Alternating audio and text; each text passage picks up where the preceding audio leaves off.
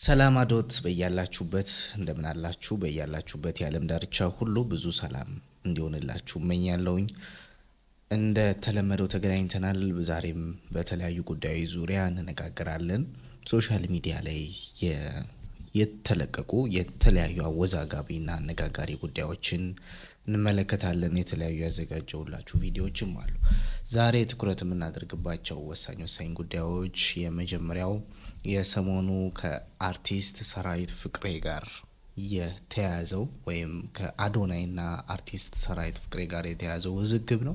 ሰራዊት ፍቅሬን ወደ እስር ሊወሰድ ነው የሚል አይነት መረጃ አይቻለሁኝ። ምክንያቱም እያነሳ ያለው ጉዳይ እስር ቤት ካለ ሰው ጋር ይገናኛል በሚልና እስቲ እሱንም እንመለከታለን። በተጨማሪም ቲጂ ፐርስፔክቲቭ ሰሞኑን መነጋገሪያ ሆናለች። ትናንትናም በሷ ጉዳይ ተነጋግረናል። ቲክቶክ ላይ አሁን ስክሮል ስታደርጉ በዚህ የተቆጡ ደግሞም እያለቀሱ ያሉ ሴቶችን ታያላችሁ። ወይም የእናት ልጆች የሴት ልጅ ነኝ ብለው የሚያስቡ ያለ አባት የሚያድጉ ልጆች ጋጠ ወጥ ሆነው ያድጋሉ ወይም ጋጠ ወጥ ይሆናሉ ብላ በተናገረችው ንግግር የተበሳጩ ብዙ ሰዎች አሉ። እሱን በተመለከተ እንነጋገራለን። አዶናይንም በተመለከተ እንደዚሁ። እስከ ዝግጅታችን ፍጻሜ አብራችሁ እንድትቆዩ በክብርና በአክብሮት ጋብዛለሁ። ሌላው የረሳሁት በጎንደር ስለሞተው ዶክተር አወዛጋቢነትም የምንመለከተው ጉዳይ ይኖራል። በድጋሚ እስከ መጨረሻው አብራችሁን ቆዩ። ቴምር ፕሮፐርቲስ እነሆ አዲስ ሳይት ሳር ቤት በ35% ቅናሽ በ100% ክፍያ ባለ 2 መኝታ 81 ካሬ 6 ሚሊዮን ብር፣ ባለ 2 መኝታ 106 ካሬ 7.9 ሚሊዮን ብር፣ ባለ 3 መኝታ 134 ካሬ 10.3 ሚሊዮን ብር፣ ባለ 3 መኝታ 152 ካሬ 11.3 ሚሊዮን ብር መግዛት ይችላሉ። በ20% ቅድመ ክፍያ በግንባታ ሂደት ለሚከፍሉ 81 ካሬ ሙሉ ክፍያ 9.3 ሚሊዮን ብር፣ ቅድመ ክፍያ 20% ወይም 1.8 ሚሊዮን ብር፣ 106 ካሬ ሙሉ ክፍያ 12.1 ሚሊዮን ብር፣ ቅድመ ክፍያ 20% 2.4 ሚሊዮን ብር፣ 139 ካሬ ሙሉ ክፍያ 15.9 ሚሊዮን ብር፣ ቅድመ ክፍያ 20% 3.1 ሚሊዮን ብር። በአዋሬ ሳይታችን በ35% ቅናሽ በ100% ክፍያ ባለ 1 መኝታ 80 ካሬ 5.7 ሚሊዮን ብር፣ ባለ 3 መኝታ 107 ካሬ 7.6 ሚሊዮን ብር፣ ባለ 3 መኝታ 139 ካሬ 9.9 ሚሊዮን ብር፣ ባለ 3 መኝታ 146 ካሬ 10.4 ሚሊዮን ብር። በ20% ቅድመ ክፍያ በግንባታ ሂደት ለሚከፍሉ 80 ካሬ ሙሉ ክፍያ 8.8 ሚሊዮን ብር፣ ቅድመ ክፍያ 20% 1.7 ሚሊዮን ብር፣ 133 ካሬ ሙሉ ክፍያ 14.6 ሚሊዮን ብር፣ ቅድመ ክፍያ 20% 2.9 ሚሊዮን ብር፣ 146 ካሬ ሙሉ ክፍያ 16 ሚሊዮን ብር፣ ቅድመ ክፍያ 20% 3.2 ሚሊዮን ብር፣ ቀሪውን 80% በግንባታ ሂደት ያለምንም ወለድና የግንባታ ዕቃው ጭማሪ በኢትዮጵያ ብር ከፍለው የሚጨርሱት። 30% እና ከዚያ በላይ ለሚከፍሉ ከከፈሉት ላይ ከ15% እስከ 25% ቅናሽ አዘጋጅተናል። ለበለጠ መረጃ በስክሪኑ ላይ በምትመለከቱት የስልክ ቁጥሮቻችን ደውሉልን። ቴምር ፕሮፐርቲስ። አስቀድመን ከአርቲስት ሰራዊት ፍቅሬ ጉዳዮች ብንጀምር ስለሱ የተባሉ ጉዳዮችን በመመልከት እንጀምራለን። ብዙ የተባሉ ነገሮች አሉ። በመጀመሪያ ግን በ2004 ዓመተ ምህረት ላይ ነበር ለመጀመሪያ ጊዜ ከፋሚሊ ቤት ወጥቼ ብቻዬን መኖር የጀመርኩት ይላል ፍራኦል አበሻ። በወቅቱ ገና የ20 ዓመት ልጅ ነበርኩኝ፣ ጩጬ ነበርኩ። የ20 ዓመት ልጅ ለብቻው ሲኖር ያሉ አንዳንድ ኤክስፖዠርስ እንዳሉ ሆኖ እኔ በህይወቴ በጣም ብዙ ነገሮች እንድመለከትና ያለ እድሜ እንድበስል ረድቶኛል ይላል።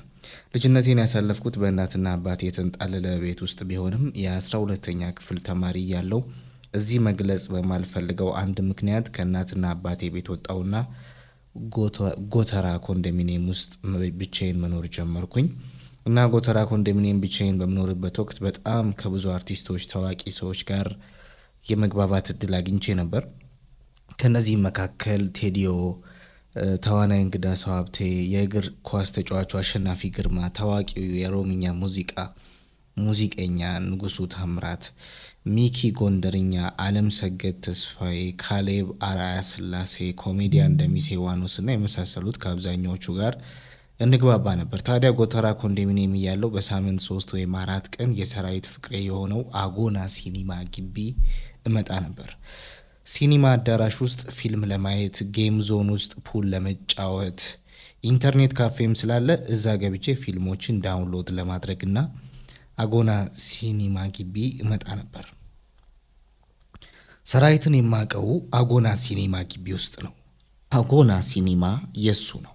አጎና ሲኒማ ከጎተራ ኮንዶሚኒየም አጠገብ ይገኝ ነበርና በአንድ ወቅት ብዙ ሰዎች ፊልም ለማየት ለመዝናናት የሚመጡበት ስፍራ ነበር። አጎና ሲኒማ ግቢ ውስጥ 2 የሲኒማ አዳራሾች፣ የተለያዩ የንግድ ሱቆች፣ የመዝናኛ ስፍራዎች፣ ሬስቶራንትና ካፌዎች እንደዚሁም ሌሎችም የገበያ ማዕከላት ይገኛሉ። በአንድ ወቅት ቢዚ የነበረ የመዝናኛ ቦታ ነው። ከዛ በኋላ አቤል የሚባል የኛ ጓደኛ የሳሪስ ልጅ የሰፈሬ ልጅ ይላል። ሳሪስ አዲስ ሰፈር የሚገኝ ሜትሮፖል የሚባል ሲኒማ ቤት የነበረው ጓደኛችን አጎና ሲኒማን ተከራየው። አቤልም ለጥቂት ዓመታት ከስራ በኋላ የሲኒማው ኢንዱስትሪ እየቀዘቀዘ ሲመጣ ጊዜ አቤልም ለቆ ወጣ ይላል። ሰራዊትን በአካል ብዙ ጊዜ ማየት አጋጣሚው ገጥሞኝ ያውቃል። በወቅቱ እኔ ጎተራ ኮንዶሚኒየም እኖር ስለነበርና አጎና ያለበት ግቢ የሚገኝ ባርና ሬስቶራንት በረንዳ ጋር መቀመጥ ስለማዘወትር ሰራዊትን ሲገባ ሲወጣ አየዋለሁ። ቢሮውም ሲኒማው ከሚገኝበት ህንፃ 2ኛ ፎቅ ላይ ነው የሚገኘው።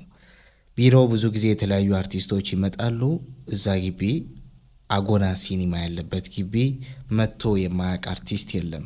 ይህን የማወራችሁ ከዛሬ 11 እና 12 ዓመት በፊት ነው። ሰራዊት ፍቅሬ ጎበዝ የማስታወቂያና የፊልም ባለሙያ ነው። ወደ 8 የሚሆኑ ፊልሞችንና በብዙ ሺህ የሚቆጠሩ ማስታወቂያዎችን ሰርቷል። ወደ 30 ዓመታት ገደማ በኪነ ጥበብ ውስጥ ያሳለፈው ተዋናይና የማስታወቂያ ባለሙያ ሰራዊት ፍቅሬ ካሉት የማስታወቂያ ባለሙያዎች በደንብ ገንዘብ ያዝ ያደረገውም እሱ ነው። ሰራዊት ትውልድና እድገቱ በአዲስ አበባ ከተማ ነው። የካሳንቺስ ልጅ ነው።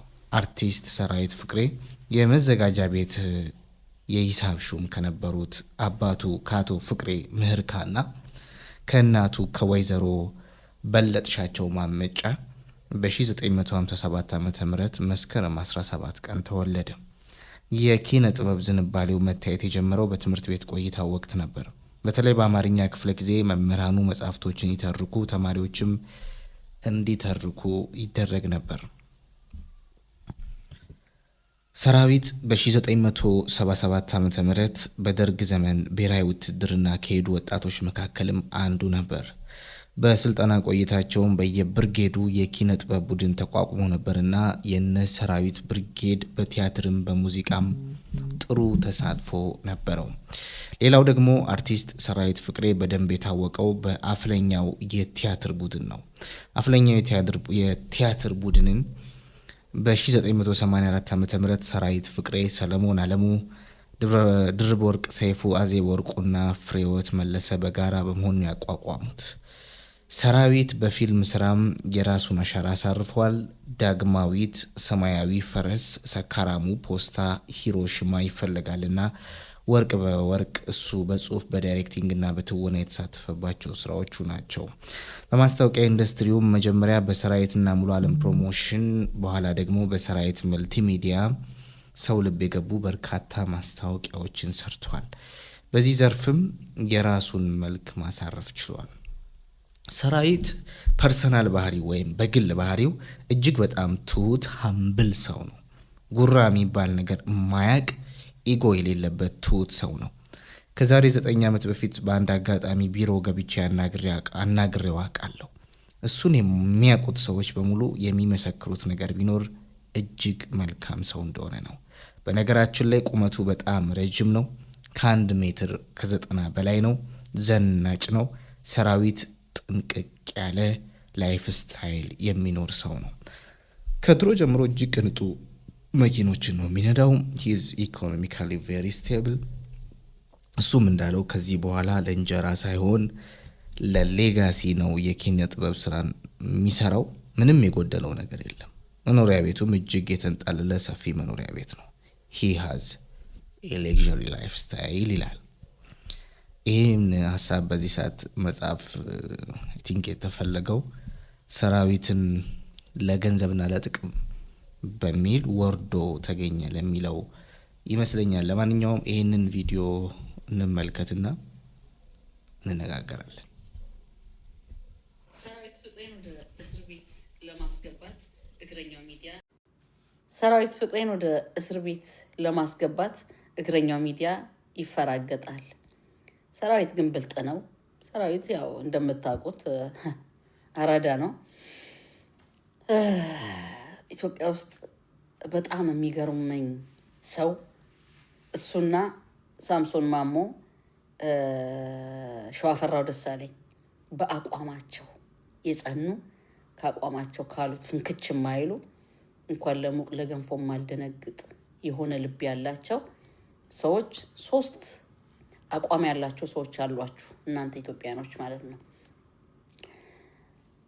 አብይ ሲመጣ ብዙ ሰው እንዲህ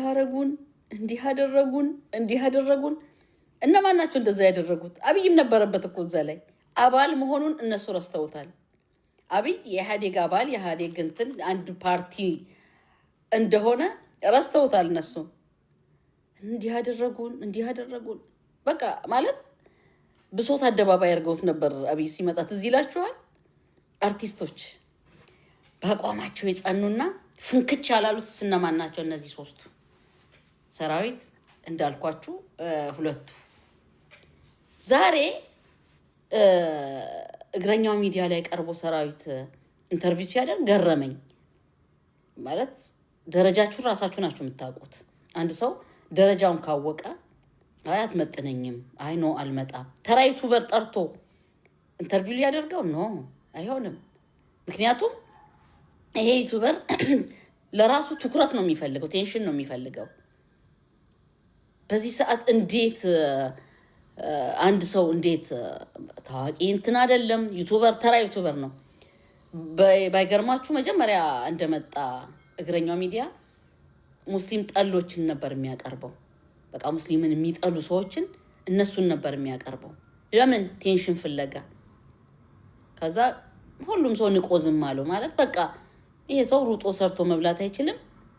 በቃ ሁላችንም የያቅማችንን ነው የምንሰራው። ግን ፍትሃዊ በሆነ ትክክል በሆነ መንገድ ብንሄድ ደግሞ ደስ ይላል። እኩልነት በሰፈነው መንገድ ብንሄድ ደስ ይላል። ይሄ ሰው ግን ከእኩልነቱም የለም፣ ፍትሃዊ ሰውም አይደለም። ዝም ብሎ ተራ እንትን ነው። እንዴት ሰራዊት እዛ ቀረበ ብዬ እኔ ራሱ ገረመኝ። አሁን ይሄ ሳስበው የፈራሁለት ነገር አለ። ሰራዊት የመታሰር እድሉ ከፍ ያለ ነው ብዬ ነው እንትን እምለው። ምክንያቱም አዶናይ አጥፍቶ አይደለም እኮ የታሰረው። ለምን ህዝብ አንድ ይሆናል? ፍቅር ለምን ትሰብካለህ? የተኛውን ወጣት ለምን ትቀሰቅሳለህ? እርዳታ እየረዳህ ለምን ታሳያለህ? መጨካከን መገዳደል እያለ ለምን እንደዚህ ታደርጋለህ? ምክንያቱም በረባውም ባረባውም መንግስት የት አለ እንዲባል ነው የሚፈልገው። ስለዚህ መጀመሪያ አብይ ወደ ስልጣን ሲመጣ በቃ ብሶት አደባባይ እኮ ነው የሆነው አይደል እንዴ? ልክ አብይ እዛ ፓርቲ ውስጥ እንዳልነበረ ተደርጎ ማለት ነው። ብሶት አደባባይ ነው የነበረው። አንዳንዱማ በቃ ተራ ሰው እንደዚህ በቃ አርቲስት ያልሆኑ ሰዎች ደግሞ ይወጡና አዎ እኛ በአያታችን ስም ይሳቅ ነበረ። በተለይ 2 ሴቶችን ትዝ ይሉኛል። ኢህአዴግ ማን ነው ወይ ደግሞ እስቲ ወያኔ ልበልና ወያኔ ነበር እንዴ በሰው ስም የሚስቀው? እኔ ለወያኔም አላግዝ ለማንም አላግዝ ለየትኛውም ፖለቲከኛ አላግዝም። ግን አንድ ነገር ልንገራችሁ፣ ተማሪዎቹ ናችሁ ተተራርባችሁ ተተርባችሁ አላደጋችሁም? ከሰፈር ልጅ ጋር ተተራርባችሁ አላደጋችሁም? እሱ እንደ ቁም ነገር ተይዞ ልክ አብይ ሲመጣ እንዲህ ስንባል በአባታችን ስም እየተሳቀ በአያታችን ስም እየተሳቀ ይሄ ደግሞ ስም ነው እንደ እየተባልን ነበረ። አናናናና ያ ሁሉ ሲሆን አርቲስቶችም እየተነሱ እነ ችሮታው ከርካይ እነ አብዱ አብራር ነው አብራር አብዱ ነው አብራር አብዱ ነው ማን ነው አብራር አብዱ ነው አብዱ አብራር እነ ነዋይ ደበበ እነ ስንቶቹ ነው ያልኩት እኔ ሱሪ የታጠቀ ሁሉ ወንድ ይመስለን ነበረ ለካ ልጆች ናቸው እነዚህ ከአይኔ እንደወረዱ እርግጠኛ ነኝ እንዳንዲት አበሻ ከናንተም አይኖርደው ይሆናል ስለዚህ ምን ለማለት ፈልጌ ነው ሰራዊት አቋም ያለው ሰው ነው እንዳልኳችሁ እነዚህ ማነው ሸዋፈራው ደሳለኝ ሳምሶን ማነው ወደ ሳሚ ማሞ ሳምሶን ማሞ እነዚህ በጣም አቋም ያላቸው ሰዎች ናቸው እንደው እነሱ ወደ ፖለቲካው ዓለም እንኳን ቢቀላቀሉ እርግጠኛ ነኝ አንዱ ጠቅላይ ሚኒስተር አንዱ ፕሬዝዳንት አንዱ ደግሞ ይሆን ነገር ሆኖ ይሾሙ ነበር ብዬ ነው ማምነው ምክንያቱም አንድ ሰው ማንኛውንም ሰው አንተ አቋም ያለውን ሰው ነው የምትፈልገው እንጂ አንዱን ሲያይ አንዱን እንስስትን ማስናቅ ጥሩ አይደለም አንድ አቋም የሌለው ሰው አንዱን ሲያይ አንዱን ቀዩን ሲያይ ቀይ ጥቁሩን ሲያይ ጥቁር የሚሆን ሰው ለኃላፊነትም በጣም ትፈራለህ ለራስ ራሱ አይደል እንዴ አሁን ስማቸው ተነስቶ ያቅም አይናችሁ ማን ላይ ነው እነዚህ ዩቲዩበሮች የሚሆን መንግስት የሚሆን አይኑ ማን ላይ ነው እነ ሰራዊት ላይ ነው ምክንያቱም ፍንክች አላሉማ ለዚህ ነው ሰራዊትም ስላለበት ነው አዶናይን ያሰረው የሰራዊት ፍቅሬ ጽፍጥፍ እንደሆነ ወይም ልጅ እንደሆነ ነው ግሬኛው ሚዲያ በኢንተርቪው መጨረሻ ላይ የተናገረውና ትናንትና ሳይቻችሁ ነበረ ሰራዊት ፍቅሬ ያደረገውንም ኢንተርቪው ላይ የሰው ባላንስድ የሆነ ኢንተርቪው ነው ማለት ማልፈልገውን አልልም ይላል ቃል በቃል ከዚህኛው አቅጣጫ የለውበትም ከዚህኛው ግን ልክ ነው ይላል ኦልድ ወይም ባለፈው ዘመን የቀረሰው ሊመስለን ይችል የነበረን ሰራዊት መልሶ የዚህ ዘመንም ጉዳይ ወይም ራሱን በየጊዜው አፕዴት የሚያደርግ አይነት ሰው እንደሆነም ይናገራልና መጨረሻ ላይ ያው ኢንተርቪው ነው ከኢንተርቪው መጨረሻ ላይ ደግሞ ሲያመሰግነው አይተናልና ሰራዊት ላይ ይህን ያክል አላማ ይኖረዋል ብዬ አላስብም ይህን ያክል አላማ ይኖረዋል ወይም ግሬኛው ሚዲያ በዛ አይነት አቅጣጫ ያስበዋል ብዬ አላስብም እና ከሰሞኑ መነጋገሪያ ከሆኑ ጉዳዮች መካከል አንዱ የሰራዊት ጉዳይ ስለሆነ ነው ሌላው መነጋገሪያ ሆነ ያለው ጉዳይ የሚኮ ማይክ እና የወዳጆቹ የአዶናይን የማስፈታት ጉዞ ነው አይታችኋል መረጃውን ብዬ አስባለሁ እነ ሚኮ ማይክ አዶናይን ለማስፈታት ወደ አዲስ አበባ አባገዳዎችን ሰብስበው የመጡ እንደሆነና እዚህ ላይ የተሰጠ አስተያየት አለ እስቲ እንስማ የታሰሩ ቲክቶከሮች ጉዳይ በገዳ ስርዓት ሽምግልና እንደሚፈታ ማይኮ ተናግሯል በሽምግልና መፈታቱ መልካም ነገር ነው ግን የገዳ ስርዓት እንደዚህ መጫወቻ ሲሆን ግን ማየት በጣም ያሳዝናል ገዳ ስርዓት ሽማግሌዎች ማን እንደሆነ ታውቃላችሁ ማይኮ አንዱ ሁለተኛው ሚንቴ ቢሊየነር እንደው ምንድነው እየተከናወነ ያለው ነገር ለኢንስቲትዩሽኑ እንኳን እስቲ ምንድነው ምንቴ ማለት ከዛ በኋላ ማን ነው አንደኛው ይሄ ፓስተር ሶፎንያስ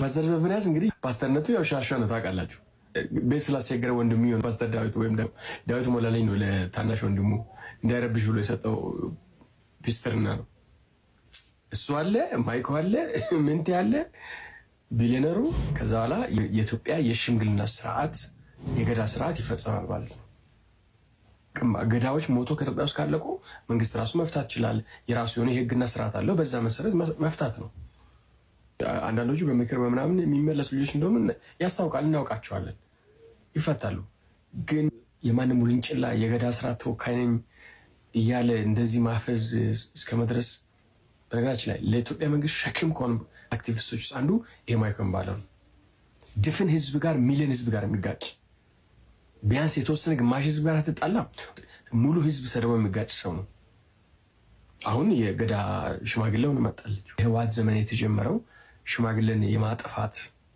ስራ በቃ መቋጫውን ያገኘ ነው ማለት ነው እንግዲህ የትግራይን ሽማግሌ አይታችኋል ቄስ ሰረቀ ብርሃን የሚባል ዋና የአቡነ ሰላማ መንበር ጳጳስ ሆኖ ሊመጣ ያለው አክቲቪስት እና አርቲስት ቄስ ከሳተ ብርሃን ነው። ሽምግልና ወርዶ ጳጳስነት ሃይማኖት ወርዶ በነገራችን ላይ በቲፒኤልኤፍ ነገሩ ፈጠነ እንጂ ኢትዮጵያ ውስጥ ባህል ሽምግልና ምናምን በሙሉ የጠፋ 60ዎች ውስጥ ነው። ኮሚኒስት የሚባል ስርዓት መጣ። ኮሚኒስት ሽምግልና ሃይማኖት ሁሉ ጨቋኝ ነው፣ ድሃዎችን ለመጨቆን ሰራተኛው መደብ ገበሬው ምናምን ለመጨቆን የመጣ ስርዓት ነው ተብሎ በሙሉ ሽምግልና ከኢትዮጵያ ውስጥ አድርጎ አጠፉ። አሁን ሽምግልናና የገዳ ስርዓት መቃብሩ ላይ የመጨረሻው መስማር የሚመታው ማይኮ ገዳ ሆኖ መጥቶላቸዋል። ሚንቴ ብለነር ገዳ ሆኖ መጥቶላቸዋል። ቶታሊ ቁም ነገር አልባ አድርገዋት አገርተዋል። በምንም አይነት ነገር ቁም ነገር እንዳይኖር ነው የተፈለገው ማለት ነው። ይህንን ጨዋታ የኦሮሞ ገዳ አባቶች ዝም ብላችሁ አትመለከቱ። ከአዶናይ ጋር ተያይዞ እንግዲህ በርካታ ወዛጋቢ ነገሮች እየተፈጠሩ ይገኛል። የአዶናይ ተጽዕኖ ፈጣሪነት እጅግ በጣም ላቅ ያለ ይመስላል። ምክንያቱም እስር ቤት ውስጥ ሆኖ እንኳን ሰዎች እሱን ትኩረት ያደረጉ ትልቅ የሚሆን ትንሽ አጀንዳዎችን እየፈጠሩ ይገኛል። እስቲ ደግሞ ይህንንም እንስማው። እዩ ጩፋ ይህንን መልእክቴን ለእዩ ጩፋ እንድታደርሱልኝ ፈልጋለሁ። ለነቢይ እዩ ጩፋ አዶናይ ወደ አንተ ሲመጣ እግዚአብሔር የሆነ መንገድ እንዳለው እኔ ይገባኛል። አሁን ባለበት ሲቹዌሽን እና ባለበት ነገር ያንተ የእጅ ጣልቃ ገብነት እንደሚያስፈልግ ለመናገር እወዳለሁ። ምናልባት አንተ ሼፕ ልታደርገው የምትችል ሰው ልትሆን ትችላለህ። መንገድን ከሚጠርጉለት ሰዎች መካከል አንዱ ልትሆን ስለምትችል ወደ አንተ ደግሞ እግሮቹ ሲፈጥን ያለ ምክንያት እንዳልሆነ አስባለሁ። ሁሉም ነገር ሀብን የሚያደርገው ፎር ሪዝን ነው አይደለ? ስለዚህ የእጅህ ጣልቃ ገብነት እዚህ ጉዳይ ላይ ቢገባ ደስ ይለኛል። እንደምንወድ ታውቃለህ፣ እንደምናከብር ታውቃለህ። ጸጋህን ከሚደግፉት ሰዎች መካከል አንዷ እንደመሆኔ መጠን ይህንን ጥሬን ላቀርብ እወዳለሁ። ይሄ ልጅ ካለበት ነገር እንድትታደገው ወይ ደግሞ አብረው ከሚቆሙለት ሰዎች መካከል አንዱ በመሆን ከጎኑ እንድትቆም የሚል ሀሳቤን ለማስቀመጥ እወዳለሁ። አመሰግናለሁ። ሌላው አንገብጋቢና አነጋጋሪ እንደዚሁም አወዛጋቢ ሆነው ብዙዎችን ያስቆጣው ጉዳይ የቲጂ ፐርስፔክቲቭ ጉዳይ ነው። ቲጂ ፐርስፔክቲቭ የሰጠችው አስተያየት ብዙ ሴቶችን አስቆጥቷል። ሴት ልጅ ትማር ብላ ያለችው ሌላ አዲስ ጉዳይም አለ። በተጨማሪም ከዚህ በፊት ወይም ትናንትና የተነጋገርንበት ያለ አባት ያደገ ልጅ ጋጦጥ ይሆናል ብላ የተናገረችው ብዙዎችን አስቆጥቷል። እስቲ የተወሰኑትን በተከታታይ ላሰማችሁ። ማህበረሰቡ የሴት ልጅ የሚለው ልጅ ነበር። የሴት ልጅ ማለት እኔ እንደ ስድብ አልቆጥረውም። የሴት ልጅ ማለት ፋዘር ፊገር የሌለው ዲስፕሊን ያልተደረገ ልጅ ማለት ነው። ቤት ውስጥ አባቶች ባለመኖራቸው ምክንያት አሁን ያለነው ነገር ላይ እንደደረስን ነው ማምነው። አባት ቢኖርህ ቢካዝ አባት የዲሲፕሊነሪ ማሳያ ነው። አባትነት የዲሲፕሊን ማሳያ ነው። ማን ነው ከእናቴ ጋር ብቻ ነው ያደግኩት አባት አልነበረኝም ብሎ ያንቺ ጋጥ ወጥነት ጎልቶበት ትቶሽ ሄዱ እንደዚህ ደብል ጋጥ ወጥ ያደረገሽ ማን የከዳሽ? ማን ነው ከእናቱ ጋር አድጎ እንደዚህ የበደለሽ? ያም ልብሽ መጠገን ስላልቻለ በየሚዲያው እየመጣሽ ያንን ሰው መናገር ፈልገሽ በጣም የብዙ ጀግና ሰዎችን ልብ የምታደሚው አባት የለም ብለሽ የምታስቢያቸው ቤት ውስጥ ጋጥ ወጥ ይሆናሉ ብለሽ የሰጋሽባቸው ልጆች የስነ ስርዓትም የፍቅርም ልኩ የሆነው እግዚአብሔር አባት ሆኗቸው ነው ያደጉት። የሚበልጠው የሚያቆመው የስነ ስርዓት መሰረቱ የትክክለኛነት ልኩ እግዚአብሔር አባት የሆናቸውን ሰዎች ነው የምትናገሪው። ያንቺ ጉዳት ግን ጎልቷል። ሰው አባት የሌለበት ቤት ወደድክም ጠላህም ጋጠ ወጥነት መስፈኑም አይቀርም። እንዴ ለምንድን ነው በዚህ ልክ እንዲያወሩ የሚፈቀድላቸው? ማለት እኔ ማርያምን በህይወት ዘመኔ ማለት ቲክቶክ ላይ ቪዲዮ አይቼ እንደዚህ ከፋኛል ብያለሁ። አስቤ አላውቅም። ማርያምን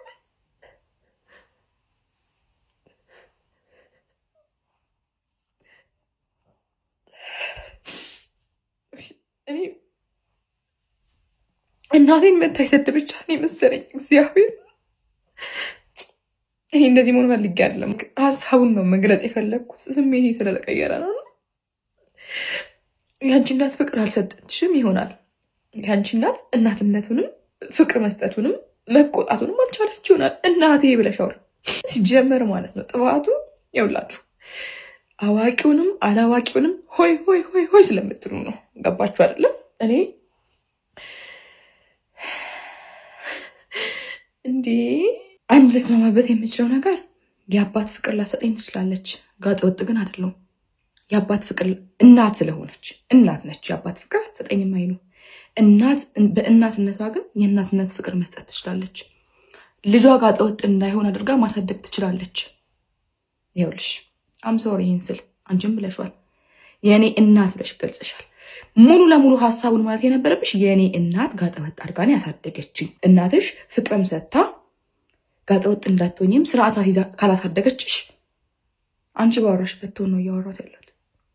ተግባባን? ሰው እኔ እንደዚህ ነው ያደግኩት። የእኔ እናት ራስሽን ወክለሽ በሞታ አባታቸውን ያጧሉ። በተለያየ ሪዝን፣ በስራ ርቀት፣ በጣም በብዙ ነገር አባቶች ካጠገብ የማይኖሩበት አጋጣሚ አለ። ሰው ባንቺ አገላለጽ ሁሉም ጋጥ ወጥ ነው። እንደዛ ይሆን ሁሉ እኔ ራሴን እንድችል በራስ መተማመን እንዲኖረኝ ባሌን ማክበር እንዳለብኝ፣ ቤተሰቤን ማክበር እንዳለብኝ፣ ስራዬን ማክበር እንዳለብኝ፣ በአጠቃላይ ለቆምኩበት ዓላማ ላይክ ተስፋ ሳልቆርጥ መቆም እንዳለብኝ አርጋ ያሳደገችኝ ጀግና እናት ያለችኝ እና ብቻቸውን እያሳደጉ እንደዛ አርገው የሚያሳድጉ ጀግና እናቶች እንዳሉ ኮሜንት ሴክሽን ላይ ጻፉላት። በጣም ነው የከፋኝ። ድፍረታችሁ ምን ታረጉ? ላይክ እያረገ ፎሎ እያረገ ቫይራል ያወጣችኋል። ልቦና ይስጥሽ። ይህንን ምክር መመክረሽ እንደ አንድ ታናሽ እህትሽ ማለት ነው። እንደ አንድ ታናሽ እህትሽ በስርዓት እናቷ እንዳሳደገቻት በስርዓት እናቷ እንዳሳደገቻት ጋጠወጥ ሳታረግ ፍቅር እየሰጠች ራሷን እንዴት ዲፌንስ ማድረግ እንደምትችል እንዳሳደገቻት አይነት ሴት ሆኜ ወይም ታናሽ እህት ሆኜ የምነግርሽ ነገር ምንድን ነው? ራስሽን ወክለሽ አውሪ። የራስሽን ጋጠወጥነት ለመግለጽ ሁሉንም ሴቶች ብሎ ማውራት አይከብድም? በዚህ ትሆንም በዚህ ንግግር መጥቼ አላውቅም። ቲክቶክ ላይ አይኑ በጣም ስላበሳጨችኝ እና ሊገባቸው የሚገቡ ሰዎች ስላሉ ነው። እሷና መሰሎቿ ይህ ሰውዬ ማለት ማን ነው? ሴትዮ ማለት ነው።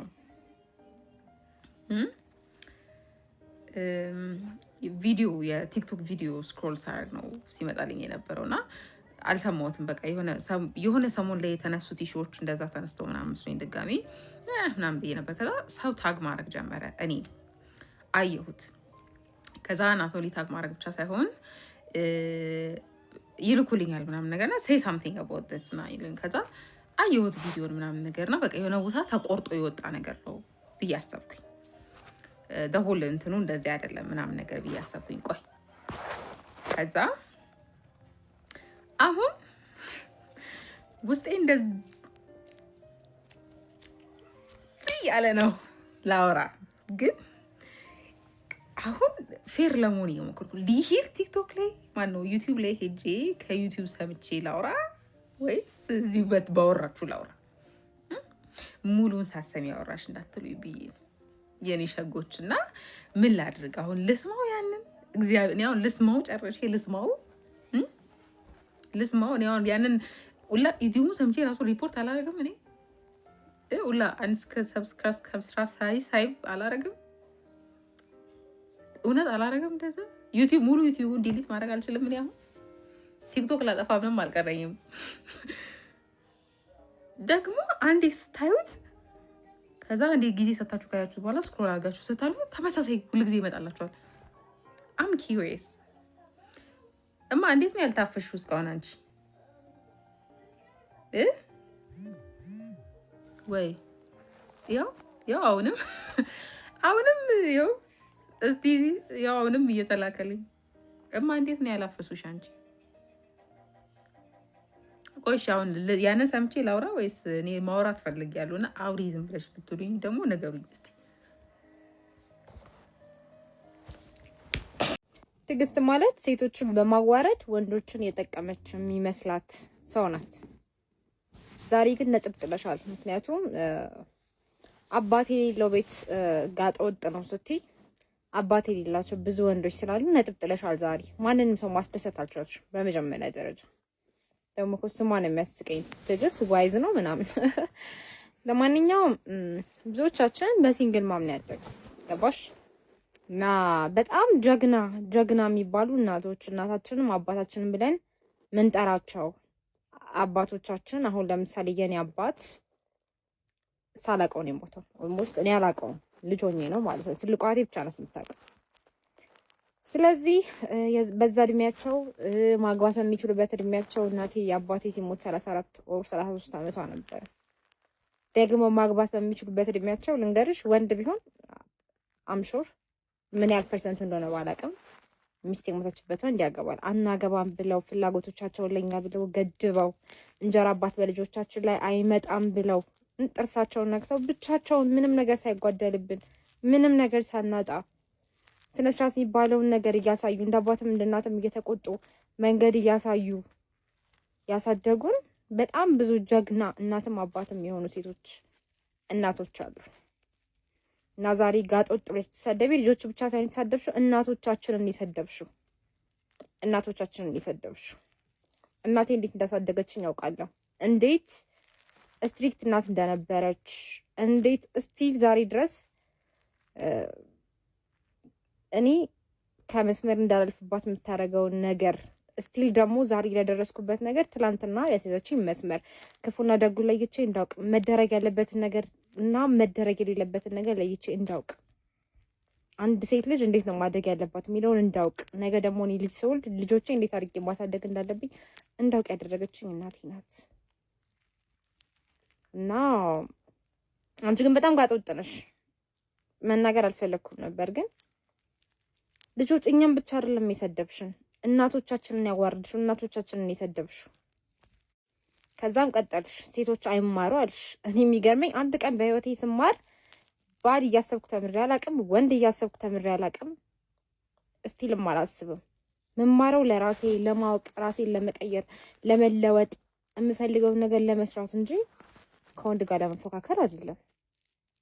አይ ቲንክ ስረዳት ሴትዮ እሷ የምትማረው ከወንድ ጋር ለመፎካከር ነው።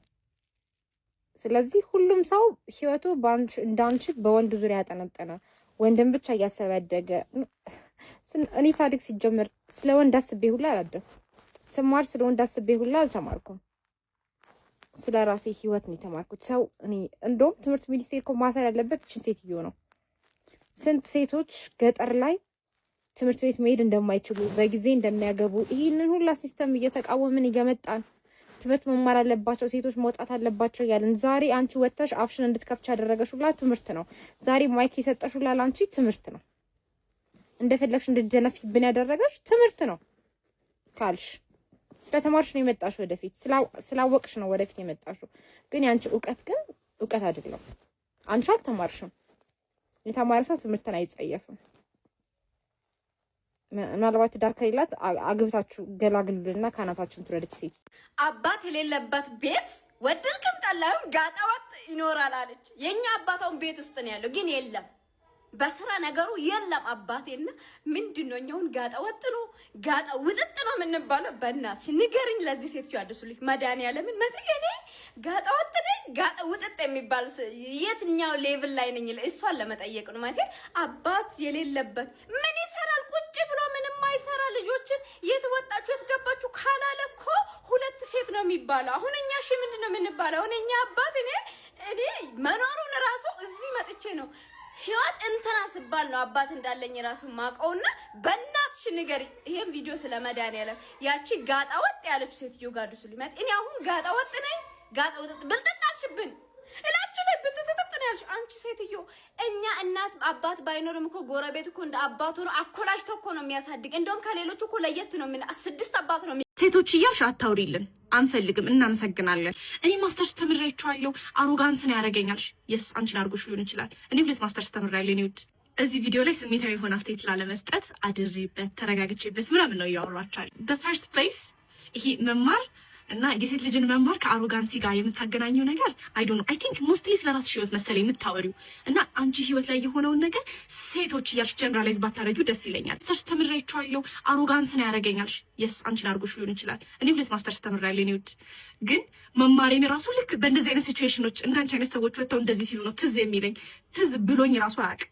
ባሌ ላይ አሮጋንት ሊሆንበት አልችልም። 2 ማስተርስ ማለት ምንም ያለ መጨረሻ ማለት አይደለም። ምንም ማለት አይደለም።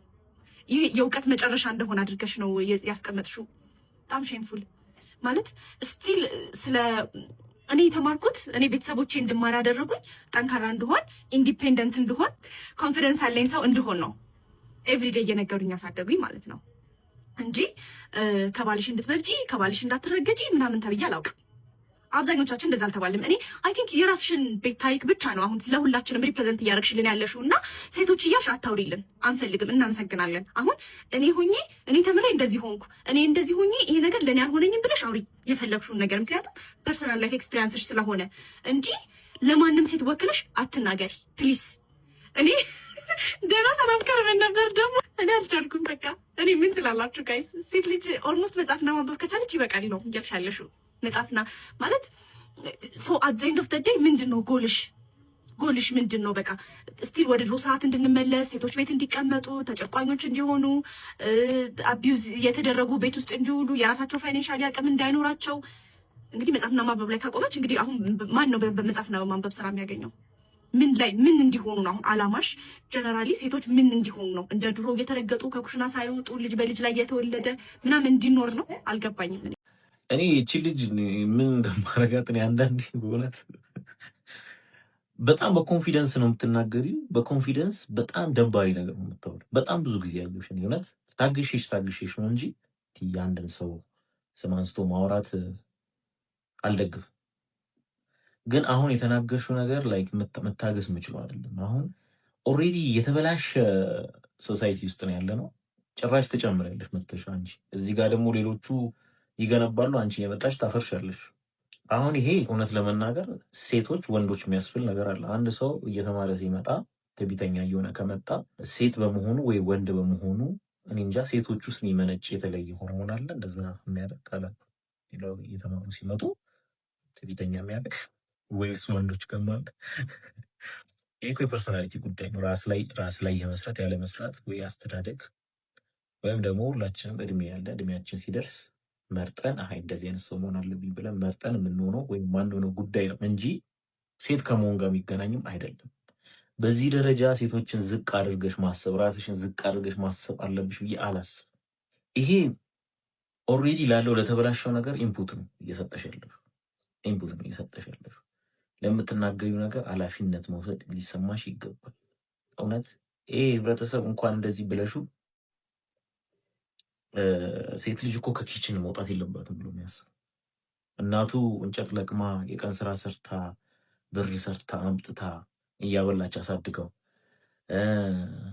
ልብሱን እያጠበችለት አሳድገው በጣም ብዙ ዋጋ ከፍላ አሳድገው ሴት ልጅ ከኪችን መውጣት የለባትም ይላል። አድጎ ትዕቢተኛ ሆኖ ሴት ላይ ይላል። ወንድ ልጅ ወንድ ነው እንደውም ሰርቶ ማምጣት ያለበት ሴት ምናምን ይላል። ያደገው እኮ እንደዛ አይደለም። ከሪያሊቲው ጋር የሚጋጭ ነገር። ስንቶቻችን እናቶቻችሁ ዋጋ እየከፈሉ ያሳደጉ። ዊ አር ግሬትፉል። ግን እናቴ እንደዛውን ባትቀር ደስ ይለኝ ነበር። የሆነ ቦታ ብትደርስ ህልሟን ብታሳካ ደስ ይለኝ ነበር። አንዳንዴ እውነት የምንናገረው ነገር እንዴት ትማር ያደረሰኝን አመፀኝነት አውቀዋለሁ። አንድ ሴት ልጅ በጣም በተማረች ቁጥር በጣም አሮጋንት የምትሆኑ ጥቂቱ በላይ ባትማር ደስተኛ ነኝ። እኔ ማስተርሴን ተምሬ አውቀዋለሁ። አሁንም አባት የሌለበት ቤት ወደድክም ጠላህም ጋጠ ወጥነት መስፈኑ አይቀር። ሞስትሊ ወንድ አስተናጋጅ ማየት ደስ አይለኝም። ሳይካትሪስት ቢያይሽ ቲጂ ፐርስፔክቲቭ የአእምሮ እክል ይታይብሻል። ከነዚህ መካከል ያሳለፍሽው ቻይልድሁድ ትራማ አለ፣ ማም ኢሹ አለሽ። ይሄን ደግሞ ለመፍታት ባገኘሽው አጋጣሚ ሴቶችን ደሳስ በማይሉ ቃላቶች ትናገሪያለሽ፣ ዝቅ ታደርጊያለሽ። ሌላኛው ከባዱ ነገር ደግሞ ግራንዲዮሲቲ ወይንም ከመጠን ያለፈ ራስን ከፍ ከፍ ማድረግ፣ ራስን ማወደስ ይታዩብሻል። ይሄ ጤነኛ የሆነች ሴት ላይ ወይንም ጤነኛ የሆነ ሰው ላይ የሚታይ አይደለም። ስለዚህ ሳይካትሪ ላይሽ ልታይ ይገባል። ደህና ስትሆኚ ይህን መጽሐፍ እንድታነቢው እጋብዝሻል። እንግዲህ አንዳንድ ሴቶች እንዳያችሁት እስኪያለቅሱ ድረስ እንባቸውን መቆጣጠር እስኪያቅታቸው ድረስ ነው አስተያየታቸውን የሰጡት። ቲጂ ፐርስፔክቲቭ ደግሞ ዛሬ በዩቲዩብ ቻናሏ መታ ነገሩን ያው አስተያየቱን የሰጠችበትን መንገድ ብዙ ቲክቶካውያን እንዳልተረዱት ስትናገር ሰምቻለሁኝ። ነገሩንም ቪዲዮንም ተረድተነዋል፣ ሰምተነዋል። ግን ትናንትና እንደተናገርኩት ነው። በቃ ቶታሊ የሆነ ሊተላለፍ የተፈለገ መልእክት አለ፣ ግን ዌይ ኦፍ ኤክስፕሬሽን ትክክል አልነበረም። በቃ ታሪኩንም ነገሩንም ስትጀምረው ያለ አባት ያደገ ልጅ ጋጠ ወጥ ይሆናል ተብሎ ከተጀመረ በኋላ በድምዳሜ ነው የተጀመረው። ከዛ የሚጠይቃት ሰው ትንሽ ለመተቸት ሲሞክር ነበር። እንዴት ሁሉንም ማለት ይቻላል ወይ? የትውልዱ መጥፋት ወይም የትውልዱ እንደዚህ መሆን መረን መሆን ምክንያቱ እሱ ነው ወይ ምናምን ብሎ ሲጠይቃት ሪሰርች የለኝም ትለዋለች፣ እርግጠኛ አይደለሁም ትላለች፣ በአቅራቢያ ያላየውም ይሆናል ትላለች። የተረጋገጠ ነገር አይደለም። ደግሞም አልፎ ተርፎ እንደዚህ ብዙ ሰዎችን ስሜት ሊኮረኩርና ሊጎዳ የሚችል ሀሳብ ከመሆኑ ጋር ተያይዞ በትዕቢት የተመለሰ ምላሽ ነው ብዬ ነው ማስበው። ይልቅስ ሰዎችን የጎዳ ነገር ተናገርኩኝ ወይ ብሎ ከማሰብ ይልቅ ራስ ላይ ያተኮረና ስሜታዊነት ላይ ያተኮረ ምላሽ ነው። ትክክለኛውን ነገር ወይም ትክክለኛው መልእክት ለማስተላለፍ የታቀደ ጉዳይ ብቻ ከሆነ እሱን ማድረግ፣ ከዛ ውጪ ምልልሱም ስሜታዊነቱም ተገቢ አይደለም፣ አይጠቅምም ብዬ አስባለሁኝ። ሌላው በጎንደር የተገደለው ዶክተር የብዙዎች ትኩረት ሆኗል። ቤት ውስጥ ነው ሞቶ በተኛበት የተገኘው። ምንድነው ምክንያቱ? የሞተበት ምክንያት የሚለው ከቤተሰቦቹ ጀምሮ የሚጠይቁት ነው። እስቲ የኔን ቪዲዮ እኔ ሰላም፣ እንዴት ናችሁ? የምታዩት ወንድማችን ዶክተር አቤኔዘር ይባላል። ዶክተር አቤኔዘር ለእኔ ቤተሰቤ ነው፣ ከዝኔ ነው፣ ቤስት ፍሬንዴ ነው፣ መካሬ ነው፣ ተቆርቋሬ ነው፣ ጓደኛዬ ነው፣ አብሮ አደጌ ነው፣ ሁሉ ነገሬ ነው።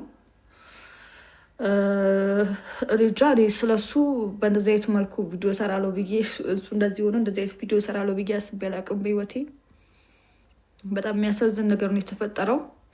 ዶክተር አቤኔዘር በጎንደር ዩኒቨርሲቲ ስፔሻላይዝድ እያደረገ የሚገኝ ተማሪ ነው። ስፔሻላይዝድ እያደረገ እዛ እየተማሪ የሚገኝ ተማሪ ነበረ። ነገር ግን ምክንያቱ ባልታወቀ ሁኔታ ሞቶ ነው የተገኘው። በጣም የሚያሳዝን ነገር ነው። ስለ ሞቱ ምንም የምናውቀው ነገር የለም። ምን እንደተፈጠረ እንዴት እንደሞተ ምናምን ምንም ያወቅነው ነገር የለም፣ የምናውቀው ነገር የለም። ስለዚህ አትሊስት ስለ ጉዳዩ በቂ የሆነ ምላሽ እንድትሰጡን እንጠይቃለን። ጆንዬ፣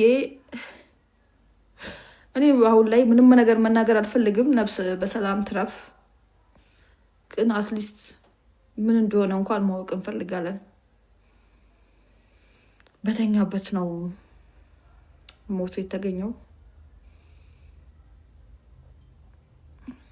እና ምክንያቱን ምናምን ብናቅ ይሻላል። ማለቴ ይቀለናል ብዬ አስባለሁ። ቢያንስ የአዶናይ መታሰርን ተከትሎ የአዶናይ ልጆች ተከፍተው ሶሻል ሚዲያ ላይ አይተናቸው ነበረ። ከዛ በኋላ ግን ጓደኛው ቶማስ ኃይሉ ከአዶናይ እናት ጋር በመሆን እነዚህን ልጆች ተቀብለው ወይም አደራውን ተቀብለው የተለቀቀ ቪዲዮ አለ። እሱም የብዙዎችን ልብ የነካ ነው። እሱ እንድትከታተሉ የጋበዝኩኝ ከወዲሁ ሰናበታለሁኝ። በቀጣይ በሌላ ዝግጅት በሌላ ሀሳብ እንመጣለን። መልካም ጊዜ ይሁንላችሁ።